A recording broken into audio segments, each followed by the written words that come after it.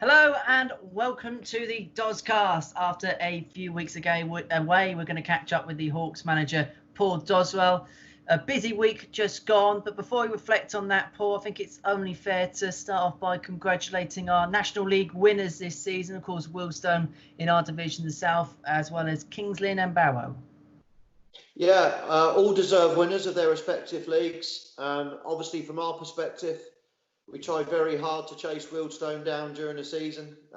They were relentless, really, in what they did. And as I said, very much deserved winners in the end. And for us, it meant going into the playoffs, which I still think is a really good effort from a team that suffered 4 or 5 long-term injuries, and also a team that was only put together at the start of the season. Indeed, let's go across the playoff picture. It's quite a confusing one, so we'll begin in chronological order. We'll begin with last Thursday when we got the reports coming through regarding the no playoff, no promotion for the second place team or playoff teams at step 2, and that only Chorley would be relegated from the conference. What were initial reactions at the time?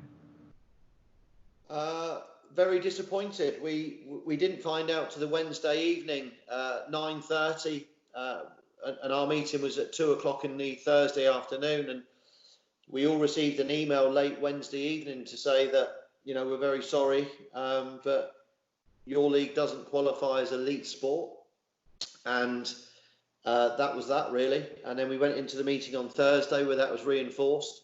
They'd received a letter from the DCMS, Digital Culture, Media and Sport Department of the government, to say that Step 2 wasn't considered elite, and that was what was passed on to us. And we were obviously very unhappy, disappointed, because we've been waiting sort of 12 weeks for the EFL to make their mind up as to what they were going to do, and we always understood that that we'd follow the EFL path. So to then find out we weren't in the playoffs on Thursday night was a real bitter blow. And then going on to Friday, which, from my personal experience, I don't think I've ever experienced such a crazy day working in football. Alan Mack gets involved, obviously following the series of tweets we put on the cover. I know you put a few tweets on as well on that Thursday evening. He comes on board. He sends a letter out to DCMS. Us and York link up with this Promote 2 campaign, and suddenly things from Friday onwards started to change a little bit. Yeah, I mean, as I got more upset as the evening went on. I went and checked the government guidance on what an elite athlete was supposed to be.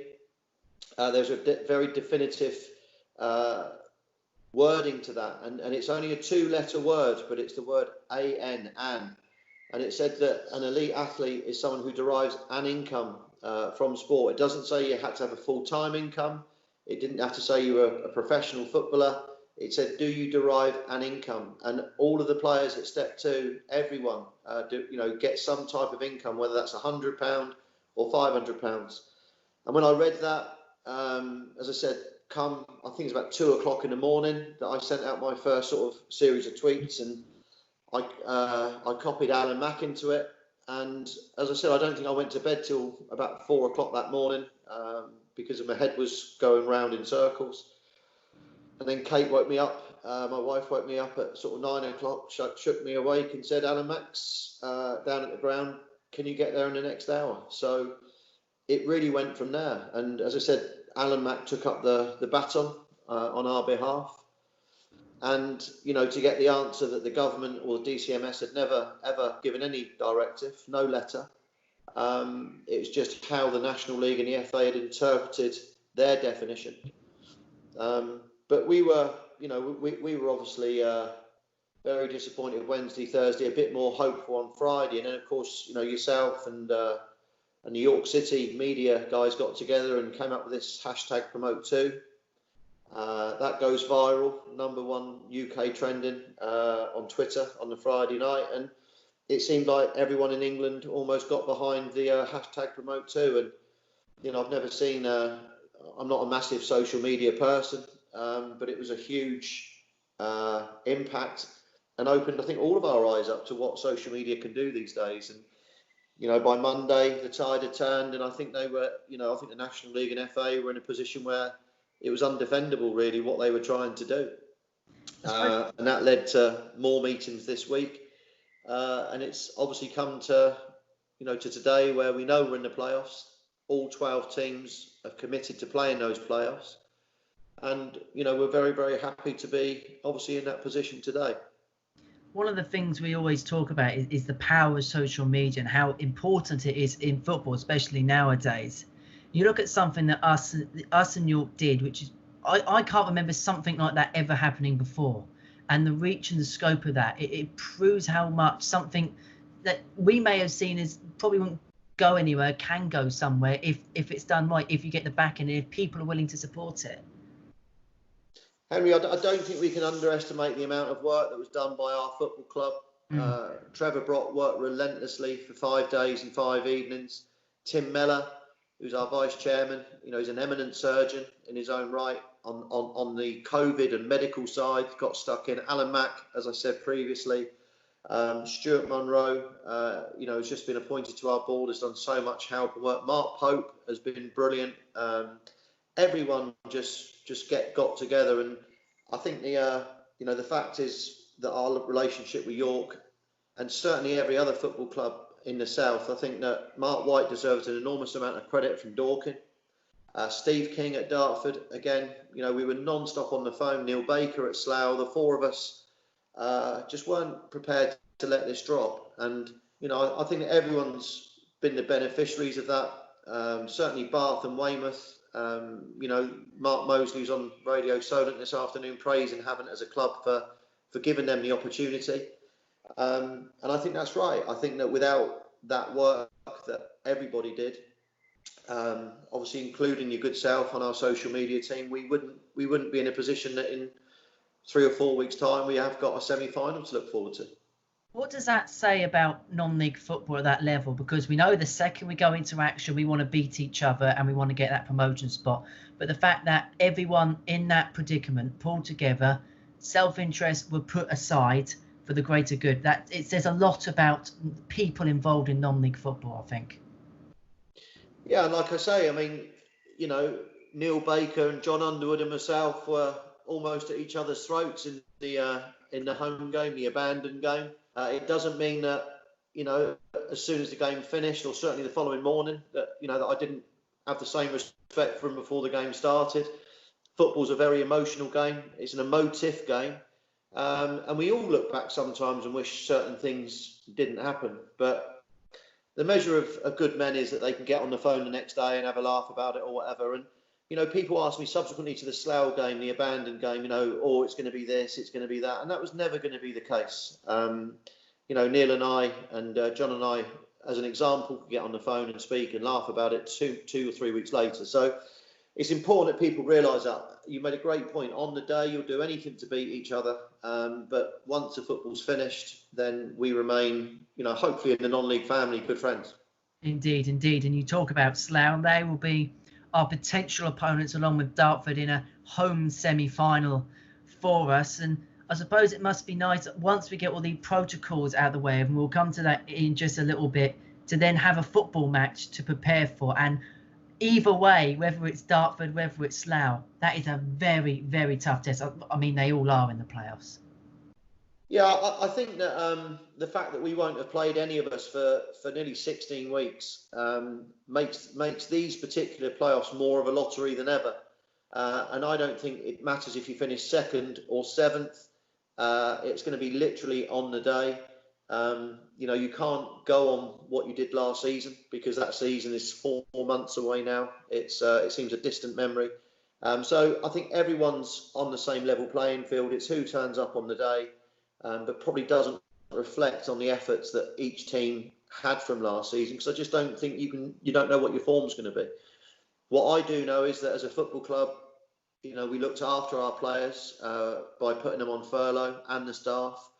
We didn't release any players. I think a lot of clubs jumped the gun by releasing players and telling players they weren't wanted. That's not happened at our football club. We made every player feel welcome. And the benefit of that is that we've got 18 to 19 players available to choose from. And, I know our players, they've kept themselves in decent shape. and they're very, very excited about coming back on the Thursday, the 2nd of July, to start their testing program. And then obviously we've got 3.5 weeks together to get ready for the game. I think the last thing they want to look forward to is a nasal and swab test, but I can imagine that they're raring to go to get back to some kind of training. Yeah, I mean, all joking apart, the testing is vital. That was part of the 2-hour Zoom meeting on Friday. We've got 67 pages of protocol to get through. Again, I've got to revert back to the people that are working so hard on this. Stuart Munro's taken on the health and safety aspect of it for us. Tim Mellor has been an absolute trooper. He's going to be taking on the COVID role. I think his wife Lynn is involved. Natasha, our excellent physio, is going to be the medical officer. So everyone's got to take on board more work for the next 3 weeks, just to tick the box to make sure that we can compete in the playoffs. So loads of work to be done yet. But as you said, my biggest thrill is back working with the players, and certainly from probably the 5th of July, once we've been tested, I can't wait to be back with the players again and look forward to a game. And what sort of protocols will be taking place? As you say, there was that long meeting via Zoom yesterday. What sort of protocols will take place? What was discussed there as far as obviously health and safety is going to be concerned, social distancing is going to be enacted? What sort of things were spoken about in that? I think the biggest shame of the whole of this really, really good episode for us is that, unfortunately, the supporters won't be allowed to attend any games, which is a real shame. Devastated for them. But they also won't be allowed to be anywhere near the ground on match day. It's as serious as an accreditation to get into the ground as it was for a Premier League game yesterday. And unfortunately, I'm going to have to appeal to everybody that they have to stay away from the ground, even if they want to be close to the action or whatever on the day. We're almost at the point, if people did turn up and it became too many, that the actual game could be actually abandoned in terms of the safety advisory group. So, we've got the police, we've got the advisory group, we've got health and safety. It's just a massive exercise, and it is a massive undertaking. And the one thing that we will make sure that we get for our supporters, we're very, very hopeful that BT are going to televise the semi-final live and the final. But we are making the commitment tonight that if BT don't take up the right to do it, then I can promise everybody that we're going to get a live stream. It will be a subscribe, pay probably £10 to watch the game, and that will cover the costs of the filming. But we want to make sure that everyone who wants to and can watch the game. So that's something that we're looking into, and we have got the technology already sorted to make sure that the worst case scenario is that we'll get a live stream. Those are joys, of course, of modern technology. And again, we plead, as much as we say week in, week out, come to Wesley Park, please do stay away for the sake of those playoff semi-finals. And I suppose as well that the ground's going to have to be made, as the politicians call it, COVID secure. And that's another, I can imagine, real problem, because being the second place team, any game we do play in the playoffs will be a home game. Yeah, so one of the things you have to do is give the stadium a deep clean. Obviously, a deep clean of the dressing rooms and the deep clean of the balls and the referees' room, and basically, it has to be approved. There's a lot to do, and including stewarding, for the fact even though there's no supporters, stewards still have to be on each entrance gate and stop anyone coming in who wasn't accredited. And I can't, it's 67 pages to work through. And I think it's a massive credit to all 12 clubs that they're prepared. And we're all volunteers at the end of the day. All the volunteers from these various clubs, probably the exception of York City, who really are a proper full-time club still. This is all volunteer-led. And as I said, if you see the likes of Tim Mellor and Richie Pope and Mark Pope and Trevor, and Derek, it's been absolutely non-stop on their part. So a lot's going on behind the scenes that people won't see. The biggest message I want to get across tonight is I promise you that we'll get you a live stream or BT. So hopefully everyone will be able to watch it. Indeed, that for certain. Regards to testing, how often will the players be tested? Because they are going to be tested at some stage, especially before games. What sort of routines and procedures have you had regarding that? So we've been advised by the EFL that we have to do a weekly test, and the best time to do it is on a Thursday. And then we're basically doing a weekly test every Thursday until the first game. And obviously, if we get through, then we'll carry on. So it'll be a minimum of 4 tests and 5 tests if we get to the final. If someone is found to have COVID, then they've got to self-isolate for 7 days. If it's obviously the test on the Thursday before the game, they would miss the game. But the hope is, you look at the very few positive results coming through in the EFL and the Premier League, that the hope is that we'll get very few, if any, positive tests. I suppose the hope is, as you've seen perhaps with the early ones in the Premier League, that they tend to happen earlier in the process and later on in the process. Of course, touch wood, we don't want any, but that's the good thing about having this testing early on, is that we can sniff these cases out. Absolutely. Listen, the safety of the players and the officials is paramount, and the staff obviously are paramount. We're not undertaking this lightly at all. As I said, Tim Miller has put in a very comprehensive guide. Every player's got to sign a document agreeing to the tests, and we have to take a note of every time we're in. We have to have our temperatures taken, and then that has to be recorded. We have to have hand sanitizers everywhere around the pitch. There's one-way system for players to come in and come out. We've got 3-metre distance on car parking for the players. There's no showers allowed. There's no food allowed. Everyone has to turn up to training with their training kit on. There is a lot of things you have to be aware of and adhere to. And, we've spent a lot of the last week or two making sure that if we got the opportunity, which we now have, that we would be ready to give our players the best medical advice as well. And of course, as you say, that they come back on Thursday, July the 2nd. How much of these new procedures have been communicated to them? Because I can imagine there's going to be close contact between clubs, players and that, because ultimately they want to feel safe because they're the ones going out onto the field of play. Yeah, and it's not necessarily about their health, because they're young, fit athletes. Yeah. It's the fact that obviously all of them have got grandparents or parents that may be elderly. And, it's very clear for all of us that they want to go home and be in a safe environment around perhaps, their relatives that might have underlying health conditions. So, as I said, this is totally about keeping people safe and making sure that it's in a safe environment. Going on to the football side of things, is amazing. We're actually talking about football after all this time. You spoke about it being a lot. Obviously, the players always are to a certain extent.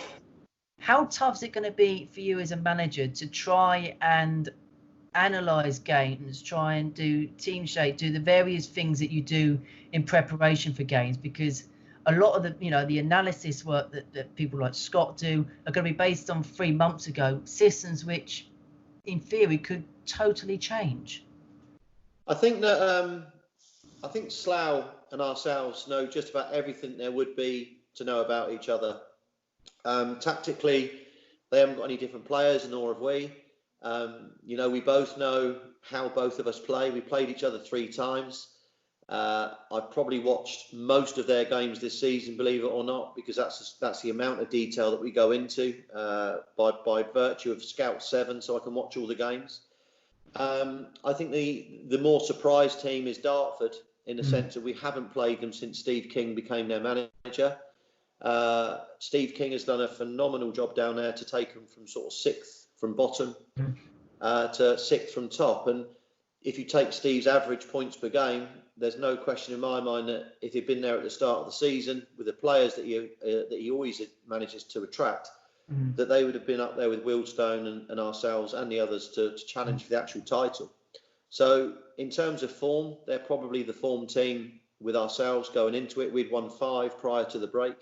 But as I said, I think that all those advantages have gone, because after 16 weeks, 4 months of not playing, I don't believe Dartford, I don't believe Havant, Dorking, anyone, Bath, Weymouth, I don't think there's any advantage from what you did last season. And I think that it's, I've looked at the 3 or 4 games already. I watched a playoff game yesterday, and the lack of atmosphere in the ground seems to be producing a lack of intensity in the games. And it's very hard. It's a human nature thing. It's a mental thing. But if you've got no one there watching, there's no atmosphere, it must have an impact on the players' persona. It must do, because that's not just the League Two playoff I've watched. That's happened in Premier League games as well. Is that going to be the toughest thing for yourself and Beardy to try and do? Because obviously neither of you have been in this situation before. None of us have been in this situation before, behind closed doors games. As you say, the intensity completely changes through no fault of their own. There's obviously going to be the motivation that it's a playoff semi-final and what's at stake. But it is completely different when you haven't got that crowd to thrive under, whether it's for you or against you. You find a way of letting that become your advantage, and it will become, I suppose, a little bit sterile about it. Yeah, I think that it's really important that we look at playing some games, and I think one of the disadvantages that we have got by being semi-finalists is we don't get that real match day prior to that they get the week before, and the winner of that game will be used to that environment, and they'll have a winning mentality. So I think that is an advantage in some ways. What we've done is, I've already spoken to Kenny Jackett at Portsmouth, who's been fantastic, and we might be able to help them, because if they beat Oxford, they might be needing opposition as well. I've spoken to the Barnet manager this afternoon, Darren Curry. There's an opportunity there maybe. So we need to arrange 1 or 2 games where we get used to that environment of playing behind closed doors, and and also the procedure. You can't do this on match day. It's so different to what a normal match day would be. So we need to get used to that pretty quickly, because the other team have the advantage of having gone through it the week before. Indeed, as I say as well, they would have had that winning momentum, where we obviously would have a gauge from friendly matches. But as we've spoken about in pre-season in the past, friendlies aren't really the truest of reflections. No, but that's all we can do. I can't make up a cup. I can't buy a cup for the week before. So, as I said, when you look at the advantages and the disadvantages, I think it is a disadvantage that we're a week behind the others, or in front of the others, if you like. But listen, we've got a great group of players, real good group of players, and I'm not going to underplay our chances. I honestly believe that, as all the other managers will, but I genuinely believe that our team is good enough to beat any of those teams on a given day. I think we proved that throughout the season, but I wouldn't be putting any money on it if I was a gambling man, because I do honestly think that any team has the same chance this time. It is very tight, that's for certain. There's the fact that obviously we reverted to daytime training this season. How much of a help do you think that's going to be in this situation, that as we've done this season, that the players will be able to first thing in the morning go into training, so they're going to be more switched on, more sharp, because the first game back is a make or break game? Yeah, as I said, that's one of the advantages that we have over other teams. I honestly believe that. I think if you train in the morning and haven't had to work, you come in a lot fresher and a lot brighter.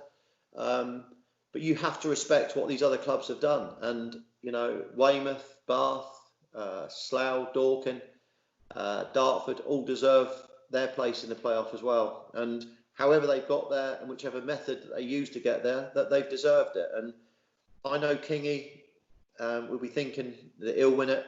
Mark White will tell you he can't win it, but underneath it he'll be praying he can. Neil Baker would love the opportunity to be the minnows in the National League, and every time they play a National League team they don't look out of place. Jerry Gill at Bath believes his side play a certain style of football that's conducive to winning matches, and he'll fancy his chances. And as we've seen already, we had 2 major games against Weymouth that just went our way but could have gone either way.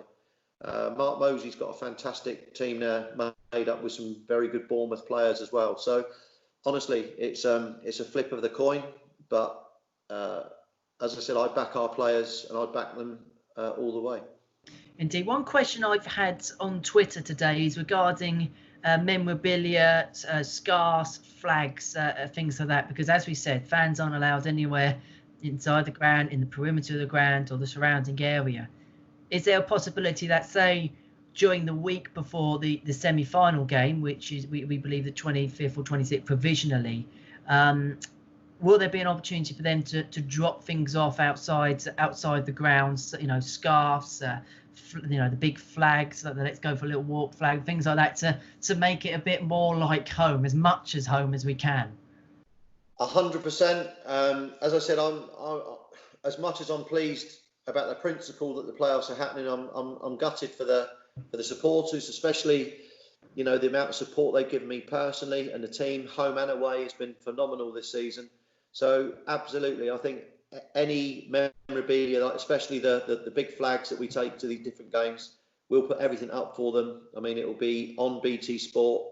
They'll see their flags up and whatever. In the worst cases, it'll be on a live stream for them. So, as much as comes down, as we'll make sure goes up for them. And I think that's a minimum. That's a minimum that we can do for our supporters. Yeah. I can guarantee someone will bring a cardboard cutout to the gate. Cardboard cutouts are welcome. No problem. I'll stick one in the dugout with me. Indeed. And just a final note before we sign off to the fans, because I can imagine that they are absolutely gutted that they've followed their team up and down the country, got ourselves in a position now where we have, technically because we're in the semi-finals, a 1 in 4 shot of promotion, and due to this pandemic that they won't be there. What would be your message to them? As I said, I'm disappointed for them. Football's nothing without supporters, and the supporters are the ones that make the club. Derek, as I've said many times, is a massive asset to this football club. But the next biggest asset after Derek Pope is the supporters, and we're going to miss them. There's no doubt about that. They're very vociferous. And they've certainly away from home have helped us come out of, I think, 6 times we were behind in games. Mm-hmm. They never gave up on us ever. And that, to be the only undefeated team in the whole of Britain away from home last season, it doesn't get mentioned enough. Mm-hmm. But it was an incredible achievement, not just by the players, but by those supporters. The only thing I can promise them, and they'll know this, is that the lads will be ready come the 24th, 25th, 26th of July, whenever that is. And they'll represent them in the club as best they can. And win, lose or draw, I think the supporters and us have got a bond this season that will be together again at some point. We're already now with a metre distance maybe coming back on July the 4th. We are looking, I think, at crowds returning in September to the games. And, let's hope that when we come back, they'll be watching a National League team. But if they're not, then it's National League South. Then we can promise them that we'll go for it in the same way as we did this year. And we got 1 or 2 very, very exciting signings as well that we've already secured. We can't announce them just yet until this season's finished. I think that's right, that the players this season get the opportunity to finish the season. But the enthusiasm is there.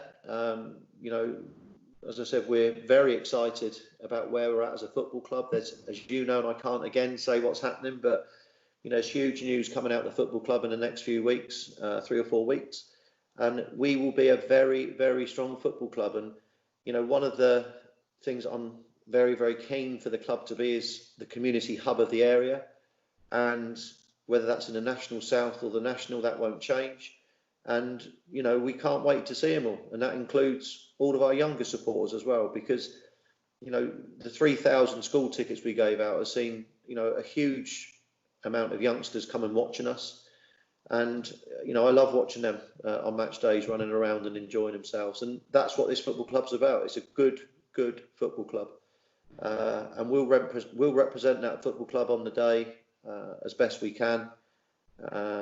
And obviously every part of me wants to make sure we get through to the final for them. Indeed, fingers crossed. And this isn't going to be the last, and we're going to do plenty of these between now and the playoff campaign. When the players come off furlough, we'll be speaking to some of the players through Skype as well. So the joys of modern video technology, this is by far and no means not the last of these. Paul, thank you very much as ever. We'll speak to you again in the coming weeks as things develop. Thanks to you for watching at home. Stay safe, enjoy the sunshine over the next week or so, and we'll see you again soon. Bye-bye for now.